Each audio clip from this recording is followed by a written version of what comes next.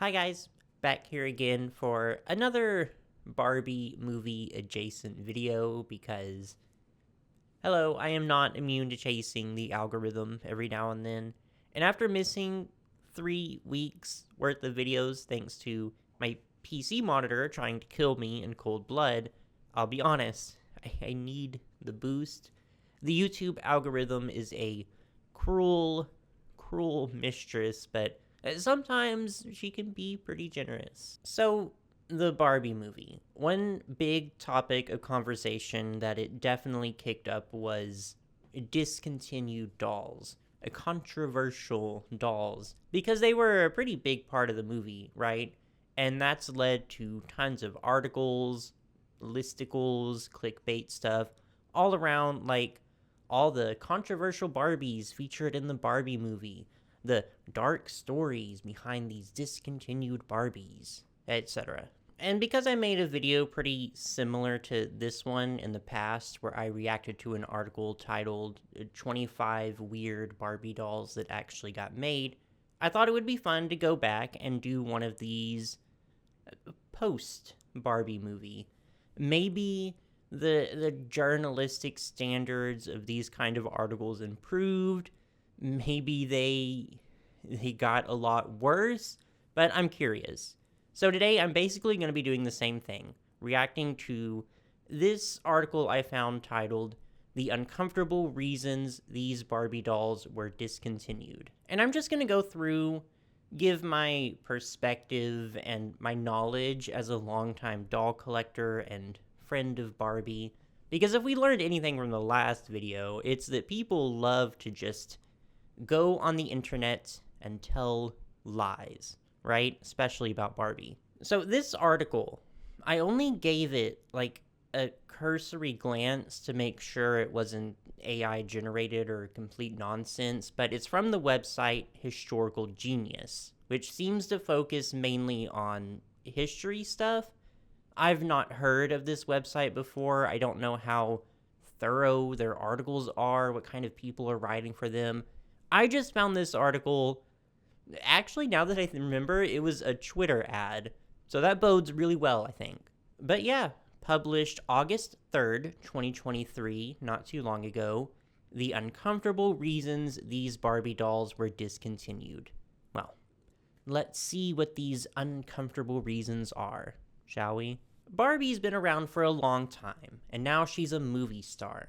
The Greta Gerwig directed Barbie film was a massive hit across all demographics, hailed for its feminist themes and impressive visuals. And it's also got people talking about one overlooked aspect of the Barbie legacy. What about all the discontinued Barbies, Kens, and Friends? The dolls too controversial or too dangerous to have remained on the shelves. Barbie the movie gathers some of these forgotten dolls together for one scene. Here are their true and sometimes unbelievable stories. I guess that's kind of true, but has there ever been a Barbie that was recalled for being truly dangerous? I guess if you count choking hazards. Yes, I'm sure we'll get to that. But I'm trying to think if Barbie ever had something like on the level of those Cabbage Patch dolls that were literally eating children. But the first one they're talking about on this list is the classic, the legend, 1992's Teen Talk Barbie. During the early 90s, people were very displeased that when Barbie learned to talk via a voice box, she could be heard saying, "Math class is tough." It was considered that this particular Barbie was a terrible role model for young girls. To be fair to Teen Talk Barbie, though, she did say other things too. Every voice box was programmed with 4 phrases out of 270 written, so perhaps another girl's Teen Talk Barbie would have said, "I'm studying to be a doctor," instead. But such was the backlash to the comment about math that Mattel pulled every doll with that phrase from the shelves. And as a result, getting a hold of one of those original talking Barbies will today set a collector back about $500. Now that's math. And nothing is incorrect, no, but the article does leave out a lot of context. Like, the main groups that were lobbying against this specific Barbie were the National Council of Teachers of Mathematics and the American Association of University Women. The whole thing with the Barbie Liberation Organization, which were a group of activists that switched out the voice boxes of Teen Talk Barbies and G.I. Joes, which that was most likely a hoax more than anything. But fun fact, the Barbie Liberation Organization actually resurfaced this year and tried to pass off another hoax of eco-warrior Barbies made out of mushrooms or something. And also they might have ties to that group that keeps throwing soup on famous paintings, so that's definitely its own rabbit hole. Anyways, on Teen Talk Barbie, it's no secret that I think among all of Barbie's controversies, this is easily one of the dumbest ones to me. I think it was such a massive overreaction because Barbie didn't say, I can't do math. She didn't say, math class is too hard. All she said was that math class is tough. And it is. Math class is tough. Granted, I was a theater major, so maybe I'm not the expert to consult here. But I feel a little better knowing that Barbie, global icon and genius that she is, also struggled a little in her high school math class. However, if I'm going to be nitpicky, which I am going to be because I'm a Virgo, Teen Talk Barbie was not discontinued per the article's title. They just stopped producing ones that had the voice line included, and they also offered to switch out any voice chips for parents who bought the math class's tough one, and maybe were afraid their daughters might grow up unable to count past 12 because of it. Next up, Pregnant Midge. Oh, what is a list of controversial Barbies without Pregnant Midge, right? The original Midge wasn't expecting, but now she's remembered primarily for being the pregnant doll, because in 2002, Mattel tried something new and unusual with her. They decided Midge should have a family, and this meant giving her a little detachable pregnant stomach with a baby inside. Customers were not happy with the idea of a pregnant doll. Some of them claimed that Midge's existence glamorized teen pregnancy, even though Midge was never marketed as a teenager. By Christmas 2002, the dolls had gone from the shelves, but luckily Midge herself got to live on. It took a while for her to make her return, but in 2013, she appeared on the popular Barbie Life in the Dreamhouse show and got a couple of new dolls made of her. This time, Midge was actually presented as a teen. Again, not the worst write-up on Happy Family Midge I've ever seen, but you can still tell this article wasn't written by someone who is very familiar with the Barbie lore, I guess, because they never mentioned the actual name of the line, which was Happy Family. She wasn't just called Pregnant Midge on the box. Also, Midge was marketed as a teenager a few points in time, but in the same way Barbie was, it can be ambiguous depending on the line. And Life in the Dreamhouse Midge, I feel like that was an adult Midge. I don't think they were teenagers on that show. It also wasn't just teen pregnancy, it was the fact they thought Midge was unmarried. So Mattel had to re-release the doll with a painted-on wedding ring and a cutout of her husband in the box because people can be really stupid. I don't think there was any reason for Happy Family Midge to be as controversial as she was, and that was actually kind of a sore spot for me in the movie, that they leaned into that and said outright that a pregnant Barbie was just too weird. Because it's not weird, not really. Sure, it's not anatomically accurate, but it really doesn't need to be. But things like pregnancy and growing your family can be weird for children, and dolls like Happy Family Midge, I think, are a great way of not only explaining it, but helping them cope with that change.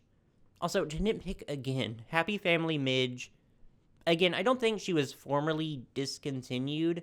She was pulled from a few Walmarts across the country, I do remember that, but the line itself did continue on for a few more releases. Moving on to Ken's best friend, Allan. Was Allan considered controversial? This is news to me. Allan, also known as Allan without the double L, came along in 1964. He was Ken's best friend who could, as the marketing pointed out, fit into all of Ken's clothes. Rumor has it that Mattel didn't realize at the time that Allan could easily be seen as Ken's boyfriend rather than his friend, and this has become part of the mythology surrounding the doll, although it seems more likely that Allan was discontinued simply because of low sales. Oh, that whole thing.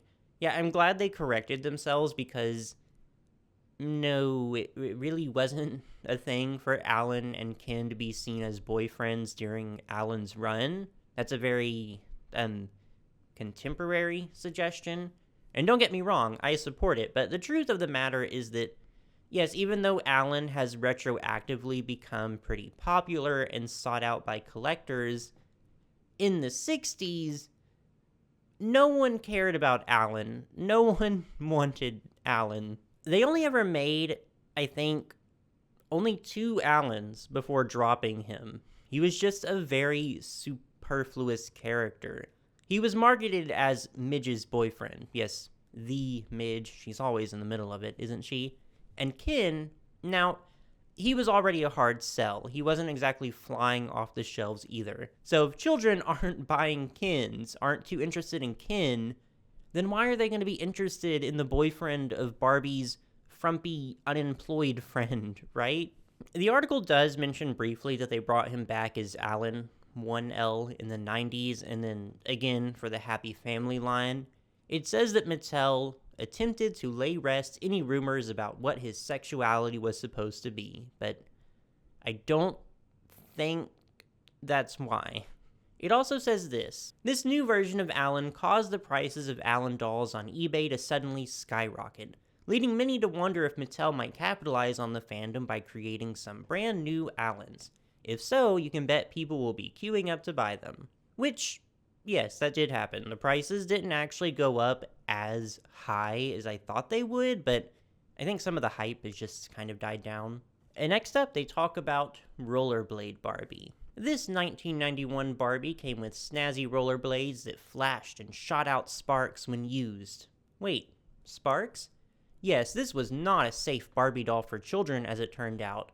If there happened to be a lot of hairspray in the room when you made Barbie skate, the sparks could ignite the spray and potentially lead to very bad things indeed. Before long, people were writing letters to newspapers urging Mattel to recall the doll. So because I'm the most annoying person on the planet, I'm going to point out that picture that they used is not Rollerblade Barbie, that is 1994 Hot Skatin' Barbie. And yes, Rollerblade Barbie from 1991 did have a mechanism called flicker and flash, which basically her rollerblades had the same kind of setup as a lighter, and they did make little sparks when you rolled them across a flat surface. The mythology of this Barbie comes from a letter sent in 1993, so around 1 or 2 years after Rollerblade Barbie hit shelves, to the Mississippi Clarion Ledger to a column titled Ask Jack's Son, which I think was like an advice column. But anyways, this writer claimed to be a concerned mother who said that after her daughter sprayed her son with hairspray and rolled the doll across him, it ignited his clothes and he caught on fire, and expressed concern that Mattel didn't have any kind of fire warning or label on the box. Jack's son's response was just to tell her that Mattel did not even manufacture Rollerblade Barbie anymore at this point in time. And then a writer named Dave Barry wrote about attempting the experiment on his own, and did successfully manage to ignite some of his old underwear using a Rollerblade Barbie and some hairspray. And so a lot of people tried to do it too, and from what I understand, yes, it's technically possible, but it takes the right kind of hairspray and a lot of it. And even then, it's not a guarantee that Barbie will successfully immolate you. But there are no confirmed cases of Rollerblade Barbie causing any harm to children, and there was never like a huge formal recall. She just stopped being sold to make room for the next Barbie release, which is what happens to all Barbies. That's such a specific situation to find yourself in, though. First of all, why are your children playing with hairspray? Was the daughter, intentionally trying to light her brother on fire? Because if so, I don't think Barbie is the biggest problem in the household here.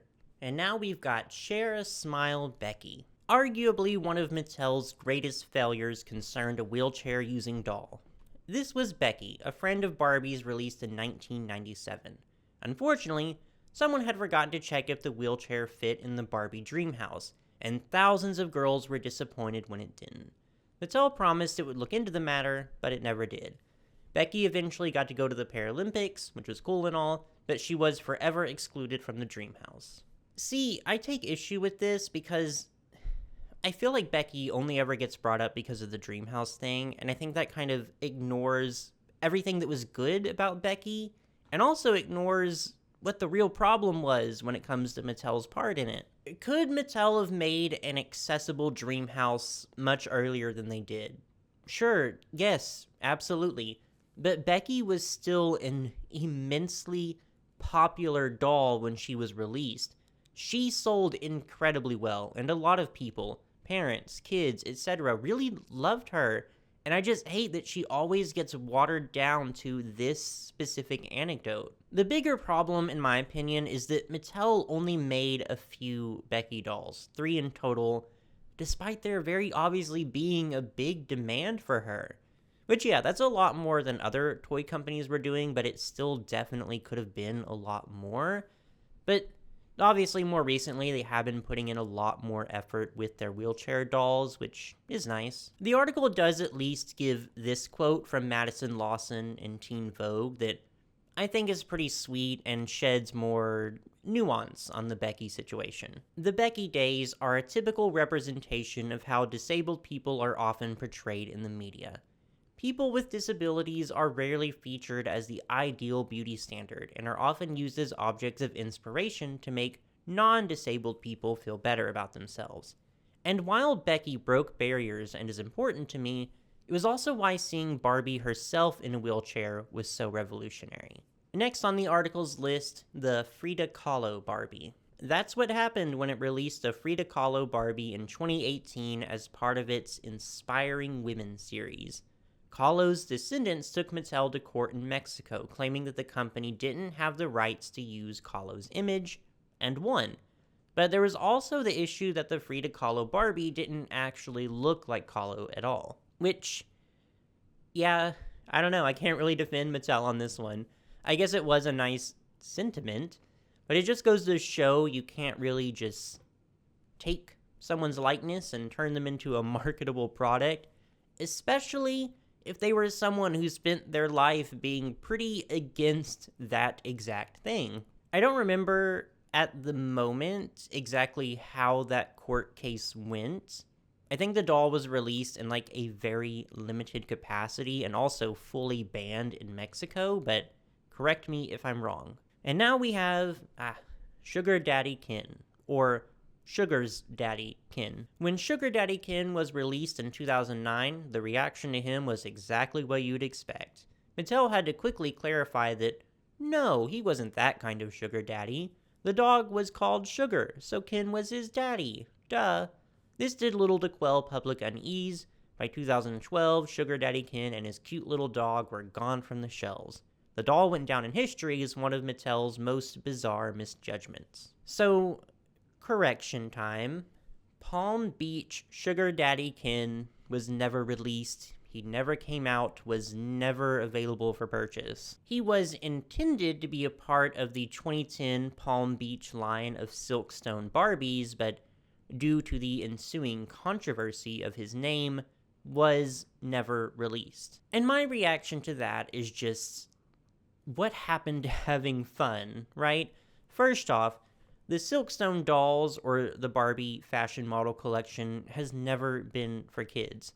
The dolls are pretty expensive and basically impossible for kids to even buy. They're not really, sold in Target, so kids wouldn't even see them on the shelves.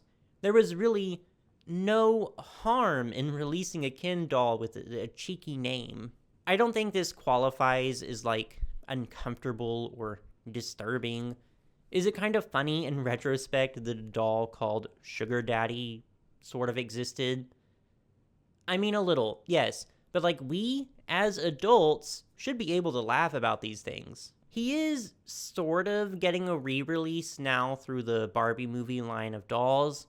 He's not a Silkstone, though, when he uses the movie Ken face instead of his original, but I mean, that's cool. A weird piece of Barbie history finally getting a wide release is nice. Barbie Video Girl.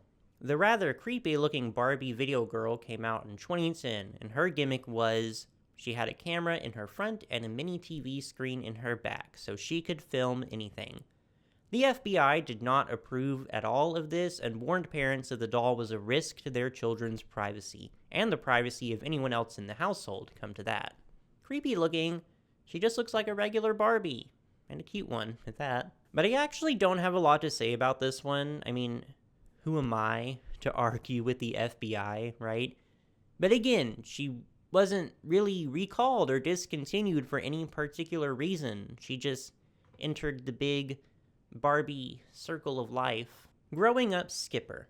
Skipper was marketed as Barbie's little sister, so she wasn't supposed to have an adult body, until suddenly she did, and in the weirdest way possible. The Growing Up Skipper doll, released in 1975, was designed to teach young girls about puberty, but didn't do a very good job. You see, to make Skipper grow up, you turned her left arm around and she'd grow a little bit taller and spout breasts. If only puberty was really that easy. I'm always on both sides of the fence when it comes to Growing Up Skipper. Breasts happen.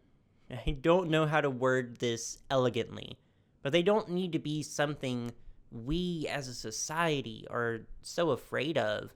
And a doll that grows into a more mature body, in of itself, is not a terrible concept. And the difference, honestly, when you look at both bodies, is almost negligible. Like, really, the most noticeable thing is just that she gets taller. But then I think about a bunch of adult men sitting in a room together, conceiving and engineering this doll, and I break out into hives. That's just such an uncomfortable image in my head. So I get it. I see both sides. What's really funny about this, though, is that many years later, Mattel, for some reason I cannot possibly fathom, decided they wanted to revisit this concept through the My Scene Growing Up Glam line. And they put, she grows up, she gets curvy right there on the box. And that went, yeah, exactly as well as you would expect it to. Oreo Fun Barbie. Somehow, absolutely no one at Mattel had realized that Oreo is a racial slur in some contexts. It can be used as an insult against an African-American person who is acting too white, because Oreo cookies are black on the outside and white on the inside. Needless to say, the black community in America weren't impressed and the doll was hastily discontinued. Mattel would now much rather the whole incident was forgotten about. Oreo Fun Barbie doesn't even show up in the Barbie movie. So I am obviously not the ideal person to give commentary on this particular doll, but I did ask in one of my previous videos if anyone from that time, remembered the controversy or the media attention around this doll when she was released in 2001, and the vast majority said that no one really noticed, or if they did, they didn't really care all that much. They might have thought it was funny, but it was obvious that it was referring to the cookies. So as far as I can tell, this was never a thing until maybe a few years ago, where it was more retroactively picked up on. Barbie and Tanner. Who on earth thought that what Barbie really needed was a pooping dog sidekick? Well, Mattel, apparently. In 2006, the company released a set where Tanner the dog would eat his dog food and then poop it out, leaving Barbie to scoop up the mess with a magnetic pooper scooper. It's not exactly a concept that lends itself to hours of fun, but there was worse to come. Turns out the pooper scooper accessory was a danger to kids. The magnets in the pooper scooper could come loose, and that posed a swallowing risk for very young children. Parents and regulatory boards were concerned. In 2007, Mattel officially recalled the set, announcing on its website, Mattel, in cooperation with the United States Consumer Product Safety Commission, is voluntarily recalling a limited number of Barbie doll and Tanner sets containing a small, powerful magnet in the blue pooper scooper. And with that, Barbie's career as a dog sitter was over. there it is. Of all the cameos in the Barbie movie, Tanner was the one that made me, like, physically gasp and point at the screen. Because Tanner is an icon to me. I love Tanner.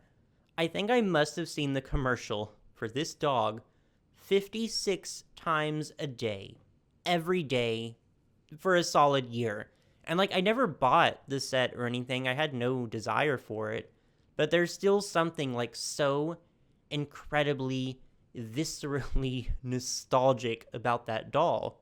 If anyone from my generation remembers, oh my god, the Shirley Temple DVD box set, this is my Shirley Temple DVD box set. Tanner wants a treat. Earring Magic Kin. In 1993, Earring Magic Kin debuted. It was a much less inclusive time, and before long, he was considered the gay kin. Some people were utterly convinced that the necklace he wore was supposed to represent a particular sex toy, though Mattel was appalled by the idea. As a result of the media controversy, gay men ended up buying so many copies of the doll that records were broken, but that didn't stop Mattel from discontinuing Earring Magic Kin and apologizing for the necklace accessory. So I do have an entire video specifically over this kin. It's pretty old by now, but I think a lot of the information in it is still applicable. But because I've talked about this at length before, I'm going to be a little quick about it. So, yes, Earring Magic Kin did become known pretty widely as the quote-unquote gay kin, thanks in very large part to a column written by Dan Savage titled Kin Comes Out in 1993. I always feel like a little bit of a party pooper when it comes to Earring Magic Kin because, yeah, it's a fun story, but unfortunately not a very accurate one. So, for one, his necklace is a ring to hang charms on. That was always the intent. Secondly, he didn't break any records. Sure, he sold well, but we don't have access to Mattel's sell records. There's no way to know where exactly he ranks, but realistically speaking, Mattel wouldn't have produced enough kins to outsell any Barbie, really. Like, he just didn't sell that well in general, so they had no reason to. Also, he was never formally recalled, no big discontinuation. He was on shelves for about 6 months in total, which is a relatively short but perfectly normal lifespan for a Barbie release. And Mattel never made any kind of apology for it or anything like that. Also, logistically speaking, you can't be both recalled and the best-selling product of all time. Like, physically, that doesn't even make sense. Also, if you want to buy an Earring Magic Kin, because he is still a pretty important part of Barbie history, here's my expert advice. Don't spend more than $50 on him. He's not rare, he's extremely widely available, he's constantly circulating the secondhand market, and he's really not worth that much, no matter what eBay would have you believe. And now, the last one featured in the article, Hello Barbie. The article literally doesn't bother to explain what Hello Barbie is, so allow me. Hello Barbie was a Barbie that could talk, but rather than, very small pre-recorded voice chips, she utilized AI to remember specific things about the child who owned her, and that affected the kinds of conversations she could have. Now, the lines the doll spoke were scripted and selected from a log of thousands of possible answers, so there wasn't any risk of Barbie, turning into a Detroit Become Human situation. But what made her so controversial was the fact that she was actively recording and saving data in the first place. Mattel ended up pulling Hello Barbie, along with her also Wi-Fi connected Dreamhouse, in 2019. The risks she posed were simply too much to ignore. This particular Barbie stands as a reminder that artificial intelligence and children's toys simply do not mix. And if you want to have an in-depth conversation with an adult, by far the safest thing to do is talk to a real one. Which is a surprisingly poignant passage for this article, actually, and one I agree with. It's a bit of an anticlimactic way to end this article and the video, but the discontinuation of this Barbie is a rare case that I actually kind of support. So that brings us to the end here. I hope you enjoyed the video. I hope you maybe learned something new here. Or if you didn't, I'm still happy that you stuck around. But now it's your turn. Go down there in the comments and tell me which quote-unquote controversial Barbie was your favorite. Tell me if you owned any of these, what you thought of them, which ones you'd maybe like to own if you already don't, and which ones you think the controversy was perhaps completely justified. And when you're done with that, just be sure to like and subscribe for any future Fashion Doll content. Thank you.